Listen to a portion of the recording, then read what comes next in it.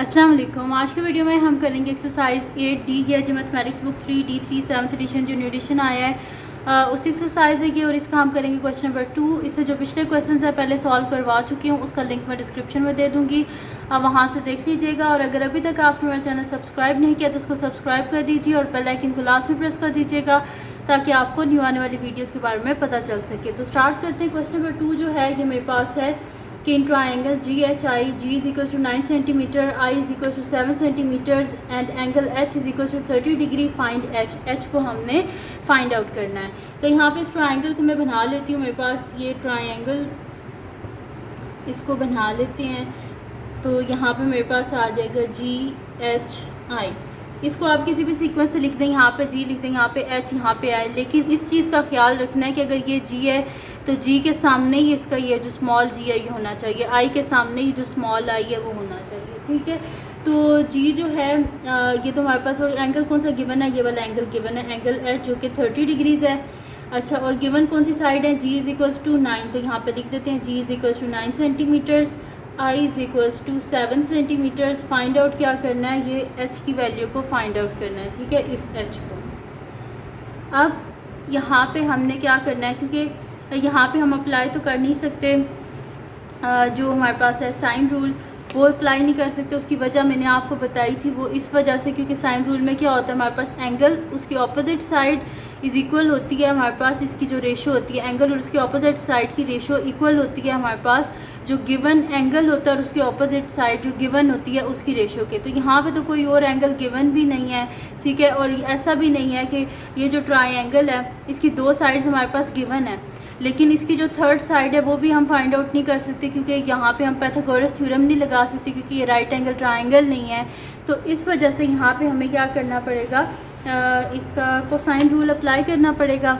तो यहाँ पे हमारे पास जो रूल होता है इसमें जो हमें साइड कोई भी अगर फाइंड आउट करनी है तो उसके लिए हम क्या करते हैं कि जो साइड हमें फाइंड आउट करनी होती है वो हमारे पास इक्वल होती है किसके, जो दो गिवन साइड्स होती हैं उनके स्क्वायर्स माइनस जो गिवन साइड्स हैं उनको मल्टीप्लाई करके कॉस एंगल ए, यानी कि जो साइड फाइंड आउट करनी है उसके जो ऑपोजिट एंगल है उसको कॉस के साथ लिख देते हैं। यानी कि जो गिवन साइड्स हैं उनको उनका स्क्वायर लेना है, फिर उनको ऐड करना है, -2 के साथ उनका जो प्रोडक्ट है उसे मल्टीप्लाई करना है, और जो हमें साइड फाइंड आउट करनी है उसका जो एंगल है उसको कॉस के साथ मल्टीप्लाई करना है।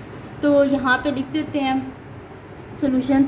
अच्छा, अब मैंने क्या फ़ाइंड आउट करना है, मैंने फ़ाइंड आउट करना है H को फाइंड आउट करना है। तो मैं यहाँ पे लिख दूँगी कि मेरे पास क्या हो जाएगा कि H² इज़ इक्वल्स टू, मेरे पास गिवन साइड्स कौन सी हैं, G और I है ना, तो मैं यहाँ पे लिखूँगी G² प्लस I², और फिर क्या था हमारे पास -2 टाइम्स जो गिवन साइड्स हैं उनको मल्टीप्लाई करना है, -2GI कॉस गिवन एंगल कौन सा है H, तो कॉस H।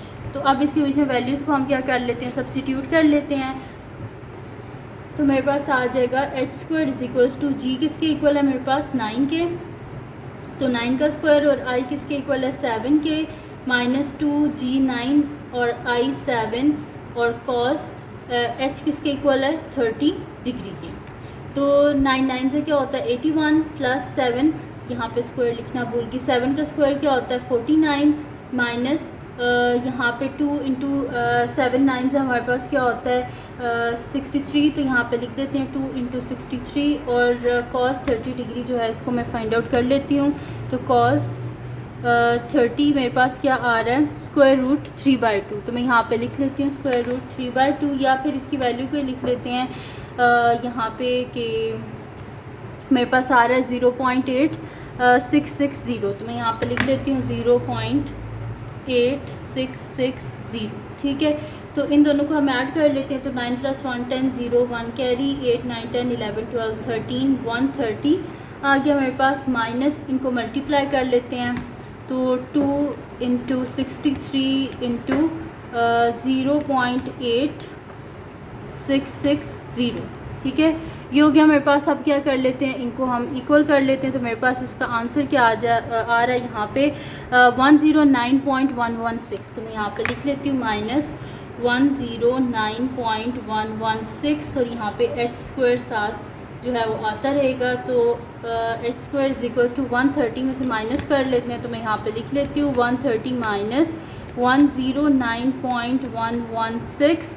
तो इसका आंसर जो है वो मेरे पास आ रहा है यहाँ पे 20.884। तो मैं यहाँ पे लिख देती हूँ is equals to 20.884। Both side पे क्या कर लेते हैं, स्क्वायर रूट ले लेते हैं, square root cancel out, h is equals to plus minus. अब यहाँ पे हम ले लेते हैं स्क्वायर रूट ऑफ 20.884।